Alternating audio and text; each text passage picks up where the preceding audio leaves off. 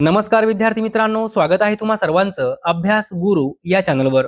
विद्यार्थी मित्रांनो, या व्हिडिओमध्ये 25 प्रश्न आपण पाहणार आहोत। 25 पैकी किमान 20 प्रश्नांची उत्तरे तुम्हाला यायलाच पाहिजे। जर 20 प्रश्नांची उत्तरे तुमची बरोबर आली तर समजून जायचं की तुमचा अभ्यास खूपच चांगला आहे। पहा, या ठिकाणी प्रश्न पहिला आहे, देशाचे दुश्मन हे पुस्तक कोणी लिहिले? तुमच्यासाठी वेळ आहे 3 ते 5 सेकंद। तर या ठिकाणी योग्य उत्तर आहे दिनकरराव जवळकर। देशाचे दुश्मन हे पुस्तक दिनकरराव जवळकर यांनी लिहिले। पुढे पहा, खालीलपैकी सतीचा कायदा कोणत्या दिवशी मंजूर केला? तर या ठिकाणी योग्य उत्तर आहे 4 डिसेंबर 1829। 4 डिसेंबर 1829 सतीचा कायदा मंजूर केला। पुढे पहा, डलहौसीने झाशी संस्थान केव्हा खालसा केले? डलहौसीने झाशी संस्थान केव्हा खालसा केले? योग्य उत्तर आहे 1853। 1853। महात्मा गांधींच्या नेतृत्वाखाली शेतकऱ्यांनी 1918 मध्ये साराबंदीची चळवळ कोणत्या जिल्ह्यात सुरू केली? योग्य उत्तर आहे खेडा। लक्षात ठेवा, महात्मा गांधींच्या नेतृत्वाखाली शेतकऱ्यांनी 1918 मध्ये साराबंदीची चळवळ खेडा या जिल्ह्यात सुरू केली। पुढे पहा, लाल बहादूर शास्त्री यांचे समाधीस्थळास डॅश डॅश असे म्हणतात। काय म्हणतात? योग्य उत्तर आहे विजय घाट। लाल बहादूर शास्त्री यांचं जे काही समाधीस्थळ आहे त्या समाधीस्थळास विजय घाट असे म्हणतात। कोल्हापूर ते रत्नागिरी मार्गावरील घाट कोणता? हा प्रश्न 50 वेळा परीक्षेमध्ये विचारला गेला आहे। कोल्हापूर ते रत्नागिरी मार्गावरील घाट कोणता? विद्यार्थी मित्रांनो, आपले ट्रिक्स आहे। काय ट्रिक्स आहे? अंबाकोर। काय म्हणायचं? अंबाकोर। अंबा म्हणजे काय? अंबा घाट। को म्हणजे काय? कोल्हापूर। आणि र म्हणजे काय? रत्नागिरी। अंबाकोर। लक्षात घ्या, या ठिकाणी योग्य उत्तर आहे अंबा घाट। कोल्हापूर ते रत्नागिरी मार्गावर कोणता घाट आहे? अंबा घाट। 1920 साली हैदराबाद येथे निजाम विजय हे वृत्तपत्र कोणी सुरू केले? 1920 साली हैदराबाद येथे निजाम विजय हे वृत्तपत्र कोणी सुरू केले? योग्य उत्तर आहे लक्ष्मणराव फाटक। लक्ष्मणराव फाटक। महाराष्ट्रातील पहिले आदिवासी विद्यापीठ डॅश डॅश या जिल्ह्यात उभारण्यात येणार आहे? तर योग्य उत्तर आहे नाशिक। महाराष्ट्रातील पहिले आदिवासी विद्यापीठ नाशिक जिल्ह्यात उभारण्यात येणार आहे। भारतातील सर्वात मोठा व्याघ्र प्रकल्प कोणता? योग्य उत्तर आहे नागार्जुन सागर, श्रीशैलम। लक्षात ठेवा, भारतातील सर्वात मोठा व्याघ्र प्रकल्प नागार्जुन सागर, श्रीशैलम। रोमन संख्या यम म्हणजे किती? विद्यार्थी मित्रांनो, रोमन संख्या यम म्हणजे किती? तर पहा, या ठिकाणी एक लक्षात ठेवा, एल सी डी आणि एम असं लिहून घ्यायचं। आणि यल हा जो रोमन अंक आहे याला आपण 50 म्हणतो। सी हा जो रोमन अंक आहे याला आपण 100 म्हणतो। डी हा जो रोमन अंक आहे याला आपण किती म्हणतो? 500 म्हणतो। आणि यम ला काय म्हणतो? 1000 म्हणतो। विद्यार्थी मित्रांनो, वहीमध्ये लिहून ठेवा L C D M. L C D M. L म्हणजे 50, सी म्हणजे 100, डी म्हणजे 500 आणि एम म्हणजे 1000। तर या ठिकाणी योग्य उत्तर आहे 1000। रोमन संख्या एम म्हणजे 1000। खालीलपैकी कोणते कवी दुसऱ्या गोलमेज परिषदेस उपस्थित होते? खालीलपैकी कोणते कवी दुसऱ्या गोलमेज परिषदेस उपस्थित होते? योग्य उत्तर आहे मोहम्मद इक्बाल। मोहम्मद इक्बाल। अल्लाउद्दीन खिलजी याने कोणत्या राज्यावर आक्रमण केले? अल्लाउद्दीन खिलजी याने कोणत्या राज्यावर आक्रमण केले? योग्य उत्तर आहे देवगिरी। देवगिरी। खालीलपैकी कोणी आपली राजधानी दिल्लीवरून देवगिरीस आणली? खालीलपैकी कोणी आपली राजधानी दिल्लीवरून देवगिरीस आणली? तर या ठिकाणी योग्य उत्तर आहे मोहम्मद बिन तुगलक. मोहम्मद बिन तुगलक. खालीलपैकी कोणता घाट मुंबई ते पुणे मार्गावर आहे? मुंबई ते पुणे मार्गावर विचारला आहे. हा प्रश्न पोलीस भरती, तलाठी भरतीमध्ये 30 वेळापेक्षाही जास्त वेळा विचारला गेला आहे. मुंबई ते पुणे कोणता घाट आहे? तर लक्षात ठेवा, बोरघाट. कोणता घाट आहे? बोरघाट. विद्यार्थी मित्रांनो, ट्रिक काय आहे? तर मुंबईहून पुण्याला जायला खूप बोर होते. काय म्हणायचं? मुंबई ते पुणे या मार्गाने प्रवास करायला खूप बोर होते. बोर म्हणजे बोरघाट असं लक्षात ठेवायचं आहे. पुढे पहा, कोणत्या चळवळी दरम्यान सरदार वल्लभभाई पटेल यांना सरदार ही पदवी देण्यात आली? हा प्रश्न वारंवार पोलीस भरती, तलाठी भरतीमध्ये विचारला गेला आहे. कोणत्या चळवळी दरम्यान सरदार वल्लभभाई पटेल यांना सरदार ही पदवी देण्यात आली? तर योग्य उत्तर आहे बारडोली सत्याग्रह. बारडोली सत्याग्रह. शाहू महाराजांनी 1911 मध्ये कोणत्या समाजास राजाश्रय दिला? योग्य उत्तर आहे सत्यशोधक समाज. शाहू महाराजांनी 1911 मध्ये सत्यशोधक समाजास राजाश्रय दिला. 1952 साली संयुक्त महाराष्ट्र नावाचे साप्ताहिक कोणी सुरू केले? संयुक्त महाराष्ट्र साप्ताहिक आहे. 1952 मध्ये कोणी सुरू केलं?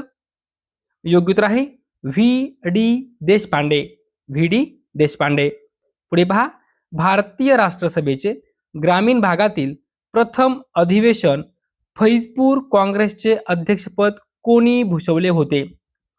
लक्षात घ्या, भारतीय राष्ट्रसभेचे ग्रामीण भागातील पहिलं जे अधिवेशन होतं ते फैजपूर या ठिकाणी भरलं होतं. त्याचं अध्यक्षपद कोणी भूषवलं होतं? योग्य उत्तर आहे पंडित जवाहरलाल नेहरू. हा प्रश्न 10 वेळापेक्षाही जास्त वेळा पोलीस भरतीमध्ये विचारला गेलेला आहे. पुढे पहा, ब्रिटिशांनी वासुदेव बळवंत फडके यांना कोणत्या कारागृहात ठेवले होते? योग्य उत्तर आहे एडन. ब्रिटिशांनी वासुदेव बळवंत फडके यांना एडन या ठिकाणी या कारागृहामध्ये ठेवले होते.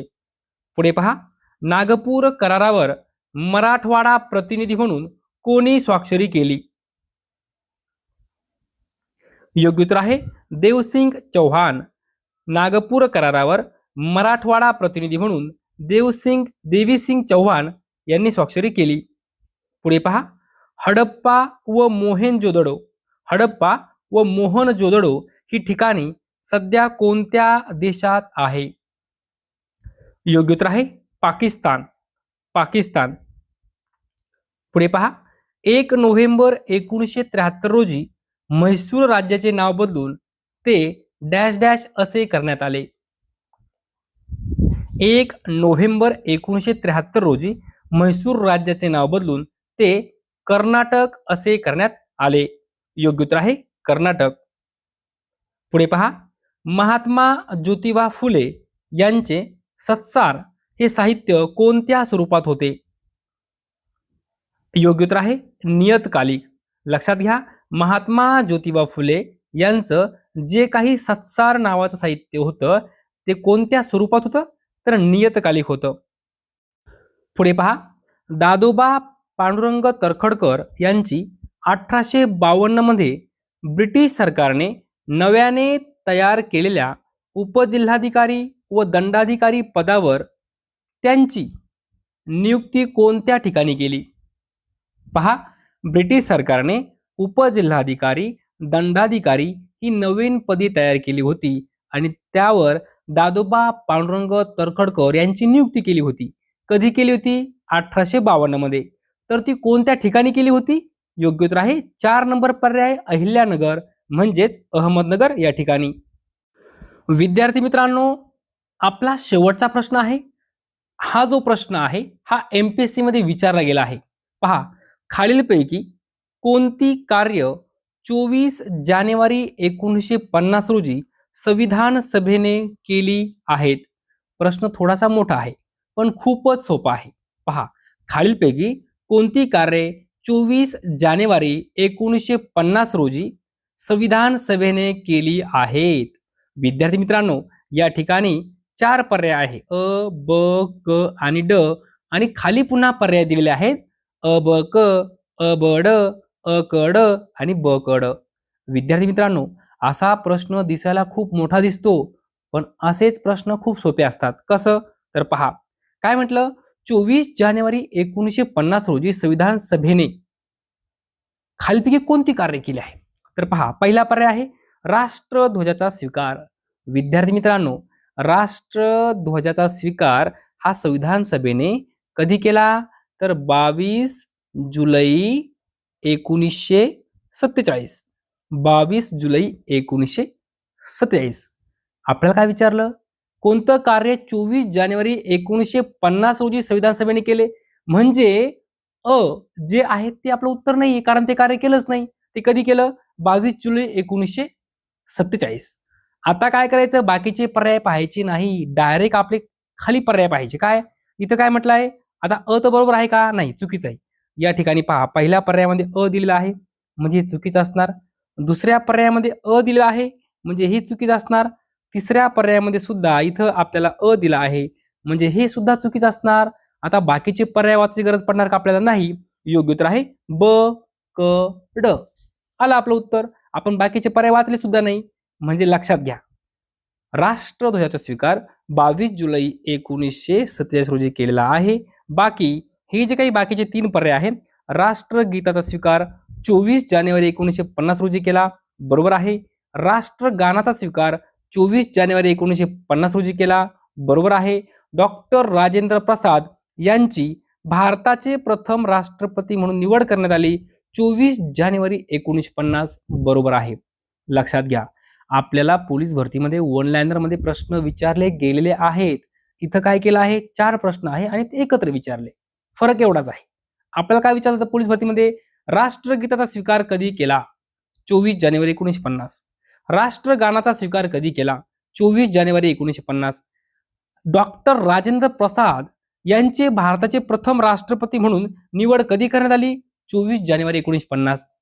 असे प्रश्न आपल्याला पोलीस भरतीमध्ये विचारले जातात. या ठिकाणी हे 3-4 प्रश्न एकत्र केले आणि एकच प्रश्न तयार केलेला आहे. परंतु हा प्रश्न एमपीएससी मध्ये विचारला गेला आहे. प्रश्न सोपा आहे. तर या ठिकाणी लक्षात घ्या, आपलं उत्तर काय असणार आहे? 4 नंबर पर्याय आपलं उत्तर आहे.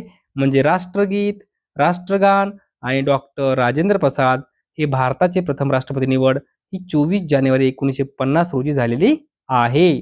आणि जे काही राष्ट्रध्वज आहे त्याचा जो स्वीकार आहे, राष्ट्रीय ध्वजाचा स्वीकार हा 22 जुलै 1947 ला स्वीकार केला आहे. विद्यार्थी मित्रांनो, अशा प्रकारे या व्हिडिओमध्ये जवळजवळ 25 प्रश्न आपण कव्हर केलेले आहेत. हे सर्व प्रश्न एकदा, दोनदा, तीनदा नाही, तर 10 वेळापेक्षाही जास्त वेळा पोलीस भरतीमध्ये विचारले गेले आहेत. जर तुम्हाला हा व्हिडिओ आवडला असेल तर नक्की लाईक करा, शेअर करा, सबस्क्राईब करा. धन्यवाद.